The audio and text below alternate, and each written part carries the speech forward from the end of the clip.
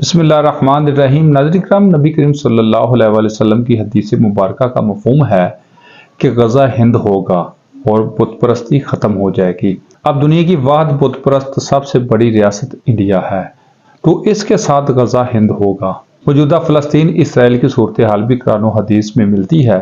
بس ایسی حالت میں ہمیں حق کے ساتھ ہونا چاہیے، بصورت دیگر دنیا آخرت کی خرابی ہے۔ جس طرح فلسطین کے ساتھ مسجد اقصی کا تنازع ہے، اسی طرح ہمارے ساتھ بھارت اور کشمیر کا مسئلہ ہے۔ دونوں مسئلوں کی عمر تقریباً ایک جیسی ہے اور اقوام متحدہ کی قراردادیں اور OIC کی کارروائیاں بھی ایک جیسی ہیں۔ مسلمانوں کی دونوں مسئلوں پر ایک جیسی حالت ہے۔ فلسطین کے ارد گرد موجود مسلم ممالک فلسطینیوں کی مدد کرنے سے قاصر ہیں، صرف زبانی جمع خرچ کرنے کی کوشش کرتے ہیں۔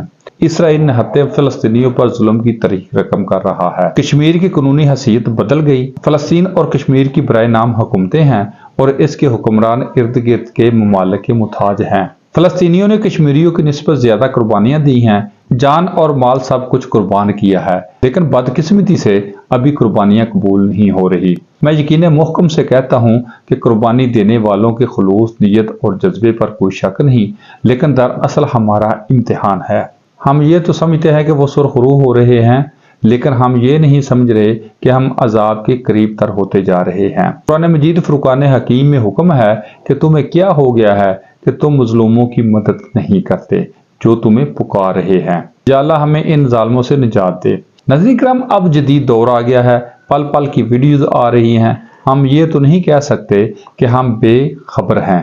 معصوم بچوں عورتوں کی پکار ہمارے کانوں میں پڑ رہی ہے۔ مظلوم فلسطینیوں اور کشمیریوں کی پکار پر بھی ہمارا ضمیر نہ جاگے تو اس سے بڑی بد نصیبی اور کیا ہو سکتی ہے۔ 57 اسلامی ممالک، 2 ارب مسلمان، اتنی طاقت ہونے کے ساتھ رب کریم کی تمام نعمتوں سے استفادہ کرنے کے باوجود افسوس صد افسوس بعد مذمت سے آگے نہیں بڑھ رہی۔ عرب ممالک پر تو فاتحہ پڑھنے کو جی کرتا ہے۔ اب ہم اجمی بھی خواب غفلت سے بیدار ہونے کا نام نہیں لے رہے۔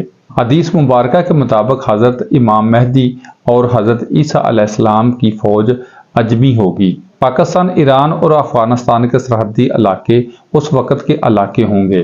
اب ہم سے رب کریم نے کام لینا ہے کہ ہمیں پاکستان کے ساتھ ہی یہ طے ہو چکا تھا، خدا داد پاکستان کو کمزور کرنے والے یا توڑنے والوں کی نسلیں تباہ و برباد ہوگی۔ اللہ کے فضل و کرم سے ہو رہی ہیں اور انشاءاللہ ہو کر رہیں گی۔ ناظرین کرام، پاکستان ایک عظیم نعمت ہے، اس کی قدر کریں۔ پاکستان امانت ہے، اس کی حفاظت کریں۔ جو بھی نعمت کی ناشکری کرتا ہے اس سے چھین لی جاتی ہے، جو امانت میں خیانت کرتا ہے اس سے چھین لی جاتی ہے۔ بس یہی نظام قدرت ہے۔ اب ہم نے فیصلہ کرنا ہے کہ ہم نے دین اسلام کی بقا کی جنگ لڑنی ہے یا اغیار کے قدموں میں بیٹھ کر ذلت و رسوائی حاصل کرنی ہے۔